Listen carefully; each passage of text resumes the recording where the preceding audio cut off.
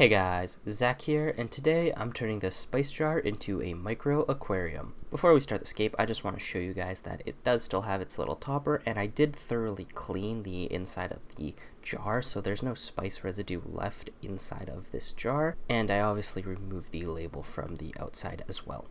Now, the first thing I'm going to do is just add in some substrate to this jar, and I'm just going to use some Seachem Fluorite Dark. This is just going to be the easiest to work with, and I think it looks pretty good.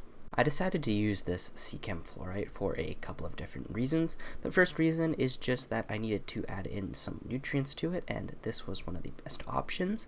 The second reason is that it has a gravelly texture to it, so it's not quite like aqua soil or just having topsoil in there, and I think it'll add a little bit of texture to it. And the third reason is that a nice dark substrate like this will make any of the smaller rocks or hardscape that I do put in pop. So that's why I decided to go with Seachem Fluorite Dark. With the substrate in, I can move on to escaping this tiny little jar, and for that I'm going to be using Dragonstone. Now, I picked Dragonstone again for a few different reasons. The first is that it does contrast very well with the nice black substrate, and then the other reason is that Dragonstone pretty much scapes itself as long as you follow the lines that are naturally on the rock. You can put together 2 or 3 or 4 pieces and it'll look very good together naturally.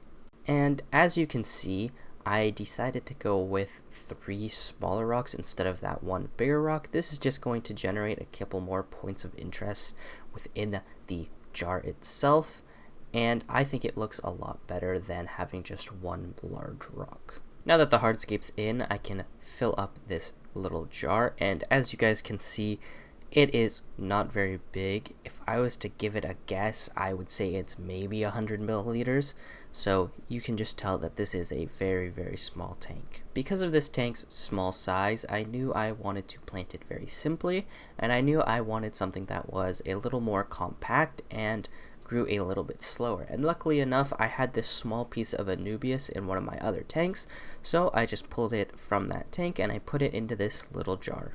With planting completed, I can put the lid back onto this jar, and I can move this over to the shelf, and we can get some final looks at this nice tank. With the jar moved over to the shelf and under some proper aquarium lighting, I can say I'm very happy with the results of this scape.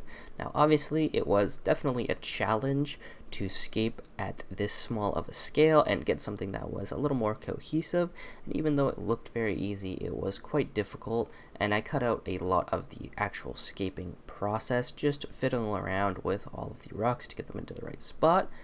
But it's definitely worth it at the end of the day. Sadly, because of this tank's small size, I'm not going to be putting any animals or any inhabitants into this. It's just too small, so it will remain with just the Anubias in it.